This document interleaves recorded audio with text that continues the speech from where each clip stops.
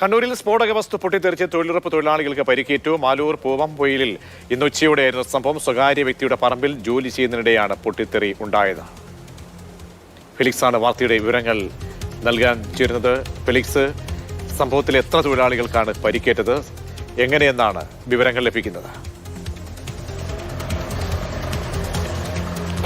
ഇന്ന് ഉച്ചയോടെയാണ് മാലൂർ പൂവംപൊയിലിൽ ഒരു സ്വകാര്യ വ്യക്തിയുടെ വാഴത്തോട്ടത്തിൽ തൊഴിലുറപ്പ് തൊഴിലെടുക്കുന്നതിനിടെ രണ്ട് തൊഴിലാളികൾക്ക് ഈ സ്ഫോടക വസ്തു പൊട്ടിത്തെറിച്ച് പരിക്കേറ്റത്.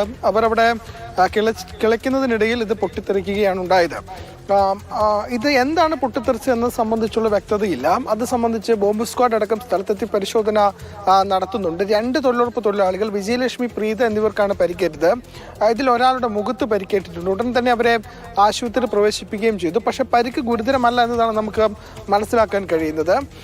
ബോംബ് സ്ക്വാഡ് അവിടെ എത്തി പരിശോധന നടത്തുന്നതിനിടയിൽ അതിനു മുൻപ് തന്നെ അവിടെ ഉണ്ടായിരുന്ന അവശിഷ്ടങ്ങൾ പലതും മാറ്റി എന്നതാണ് പോലീസ് വ്യക്തമാക്കുന്നത്. അതുകൊണ്ട് ഇതെന്താണ് പൊട്ടിത്തെറിച്ചതെന്ന് കണ്ടെത്താൻ ഇപ്പോൾ കഴിഞ്ഞിട്ടില്ല. ഒരു സെല്ലോ ടേപ്പിൻ്റെ ഒരു ഭാഗം മാത്രമാണ് ആ പ്രദേശത്ത് നിന്നും കണ്ടെത്താൻ കഴിഞ്ഞത്. ബാക്കി പൊട്ടിത്തെറിച്ച വസ്തുക്കളൊക്കെ തന്നെ അവിടെ നിന്നും ആരോ എടുത്ത് മാറ്റിയിട്ടുണ്ട്.